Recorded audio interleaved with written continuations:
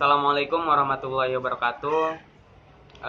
Apa kabar teman-teman semuanya? Semoga semuanya selalu dalam lindungan Allah Subhanahu wa taala. Amin. Stay safe and stay healthy. Perkenalkan, kami dari kelompok 3 mata kuliah model pembelajaran inovatif Universitas Hasyim Asy'ari yang beranggotakan saya sendiri Diar Nugraha dan dua teman saya yakni Muhammad Asy'ari Hermawan dan juga Ahmad Syauki Amik. Di sini kami akan menjelaskan sedikit tentang materi kami, yakni pembelajaran berbasis proyek atau project based learning.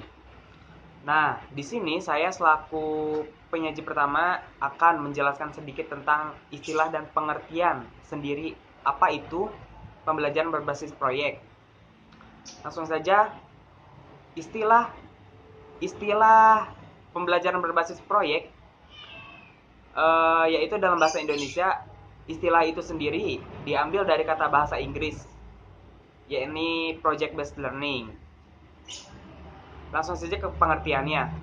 Adapun pengertian dari project based learning menurut Buck Institute for Education atau BIE, adapun Buck Institute for Education ini adalah organisasi pendidikan nirlaba yang misinya adalah membantu guru mempersiapkan siswa untuk kehidupan yang sukses. Mereka melakukan ini dengan melatih guru tentang pembelajaran berbasis proyek atau project based learning ini di workshop-workshop di seluruh negeri.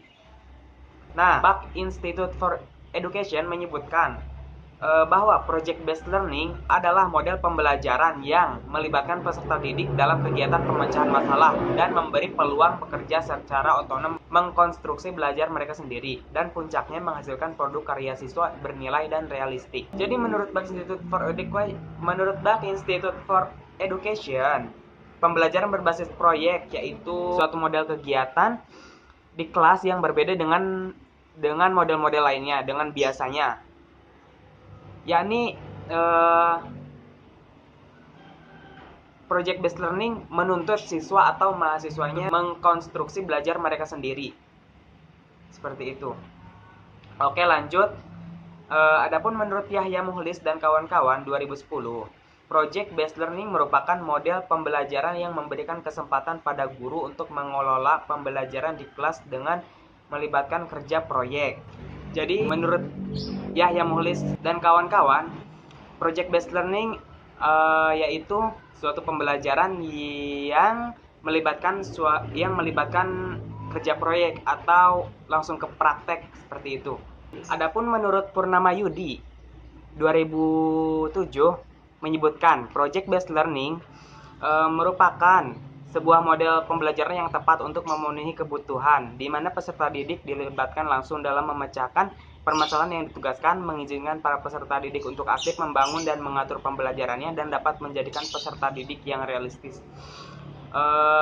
Jadi, Purnama Yudi menyebutkan bahwa project based learning yaitu suatu pembelajaran yang menuntut atau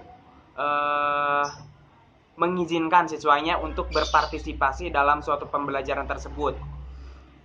Dalam pemecahan masalah contohnya seperti itu. Jadi pada intinya project based learning adalah suatu pembelajaran inovatif yang melibatkan peserta didik atau siswa untuk pemecahan suatu masalah, untuk memecahkan suatu masalah atau tugas-tugas bermakna lainnya.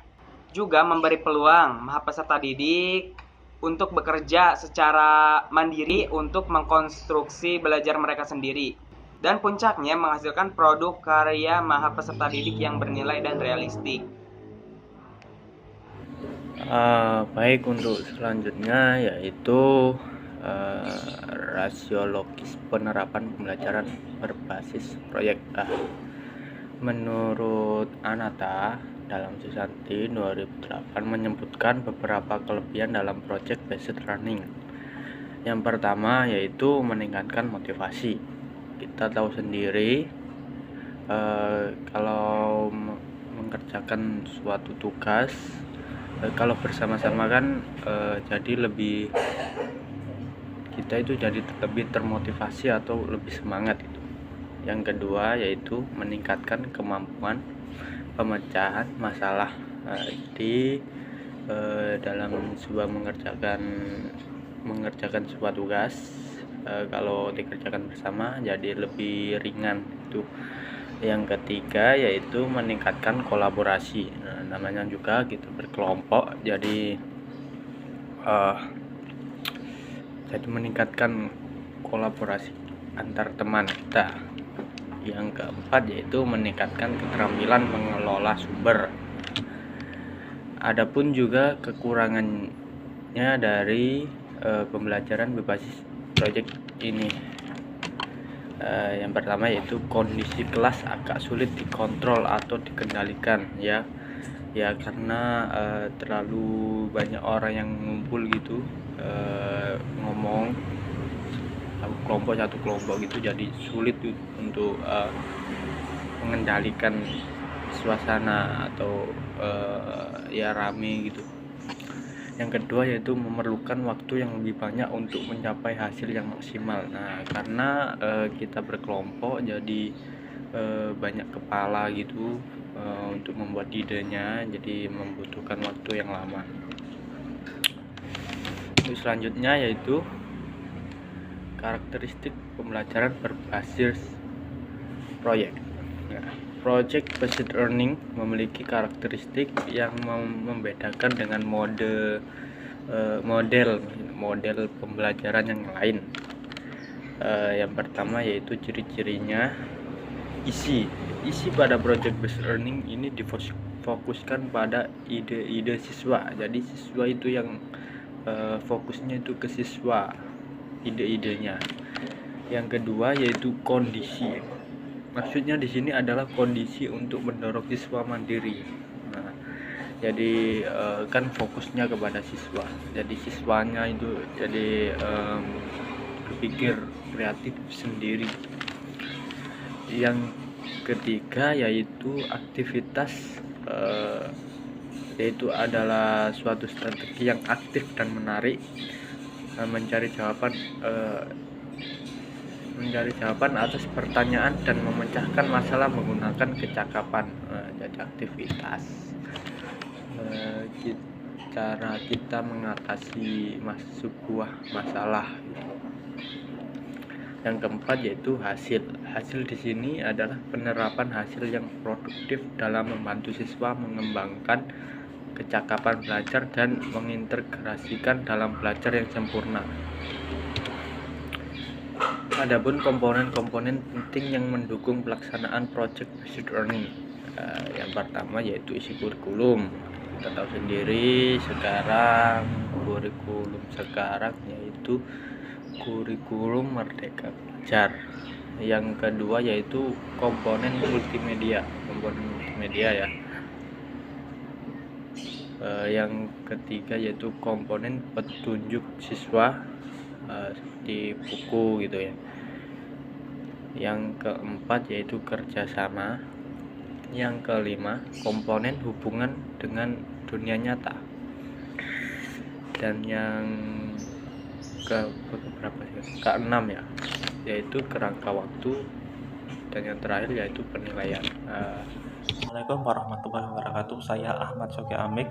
Di sini saya akan melanjutkan pembahasan yang sebelumnya, yaitu tentang pelaksanaan pembelajaran berdasarkan proyek.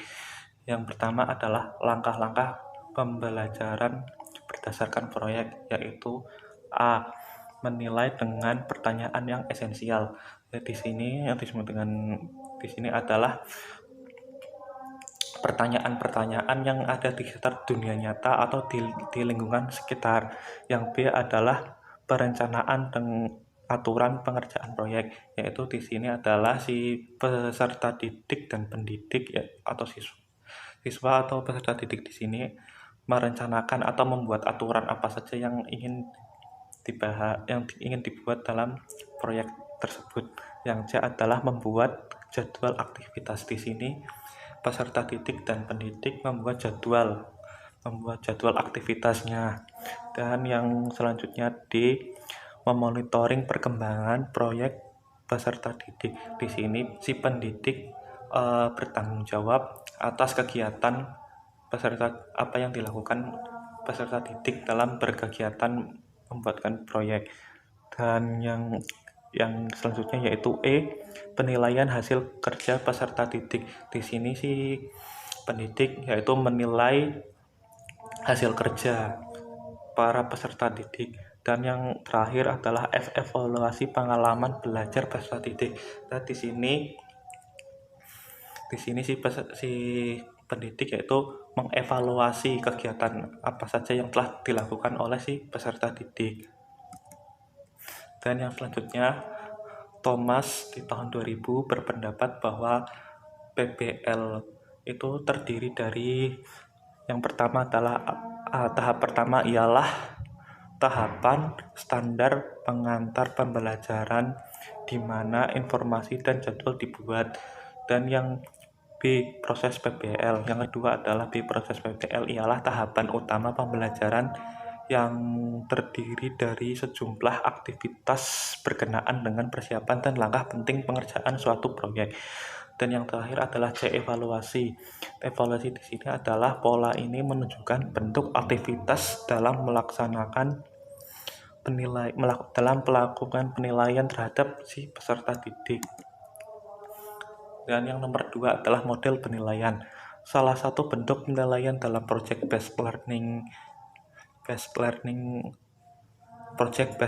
yaitu dengan menggunakan rubrik penilaian. Menurut Stephen N. Levy di tahun 2005, rubrik merupakan alat penskoran yang dapat mengukur secara spesifik tugas-tugas pembelajaran dan bermanfaat dalam menjelaskan deskripsi tugas, memberikan informasi yang berbobot penilaiannya, dan memperoleh umpan balik atau timbal balik yang cepat dan akurat, serta penilaian lebih objektif dan konsisten. Baik, di sini saya berpendapat. Wassalamualaikum warahmatullahi wabarakatuh.